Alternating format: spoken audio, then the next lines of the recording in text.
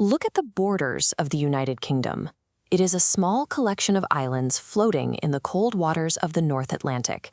But this map shows the British Empire at its peak. Notice how rapidly the borders expand, swallowing Canada, Australia, India, and Africa. Because the territory was so widely distributed, the globe could spin and the sun would always shine on British land. How did a fractured, isolated landmass manage to project enough power to conquer continents thousands of miles away? And what exact forces finally caused the entire structure to collapse? To answer that, we have to rewind to the 16th century. Back then, Britain had zero global projection. The island itself was fractured, divided into competing kingdoms. King Henry VIII recognized that before England could look outward, it had to secure its own borders. Through a series of aggressive legal and political maneuvers, he brought neighboring Wales to heel, formally absorbing it into the English legal system. By erasing the Welsh border, Henry eliminated a massive internal vulnerability. The crown secured its western flank, taking the crucial first step toward turning a divided island into a unified stronghold. The final piece of internal security fell into place in 1707, when English and Scottish parliaments passed the Acts of Union. Two historical rivals officially dissolved their separate governments to form a single sovereign state, the Kingdom of Great Britain. This political merger instantly combined their treasuries, their populations, and their militaries. Almost overnight, their capacity to field armies and fund naval expeditions doubled.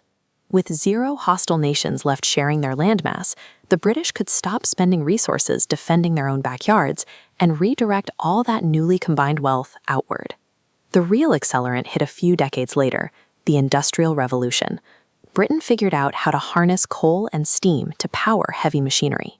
Prior to this, making textiles or tools required slow, expensive manual labor. Now, massive automated looms and mechanical spinners could produce goods at a scale previously impossible. They applied that same steam technology to logistics. The invention of the commercial railway network allowed massive quantities of these factory goods, and the soldiers needed to protect them, to cross land in hours instead of weeks.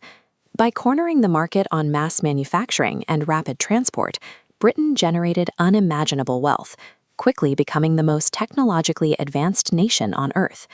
The factories poured out precision-machined rifles, steel-hulled ships, and mass-produced artillery.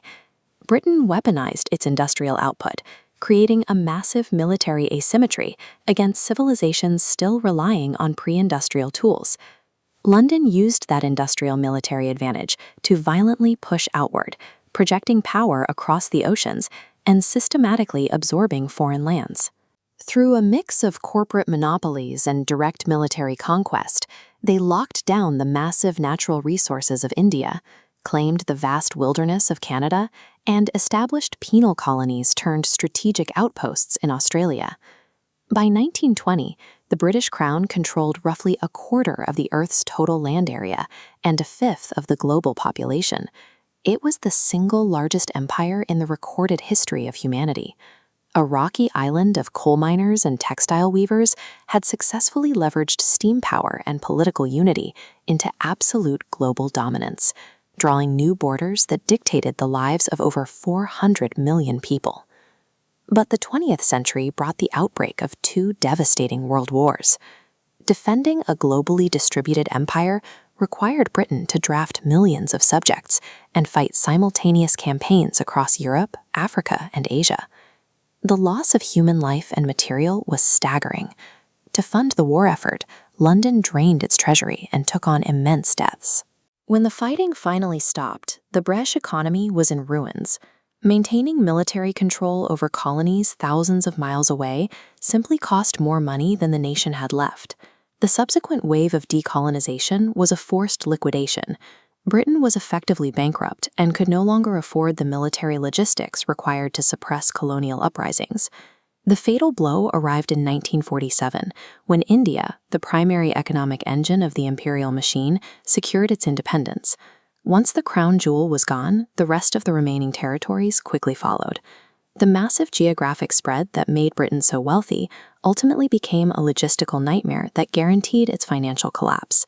Today, the global territories are entirely gone. This map displays the current borders of the United Kingdom. It has contracted back to England, Scotland, Wales, and Northern Ireland.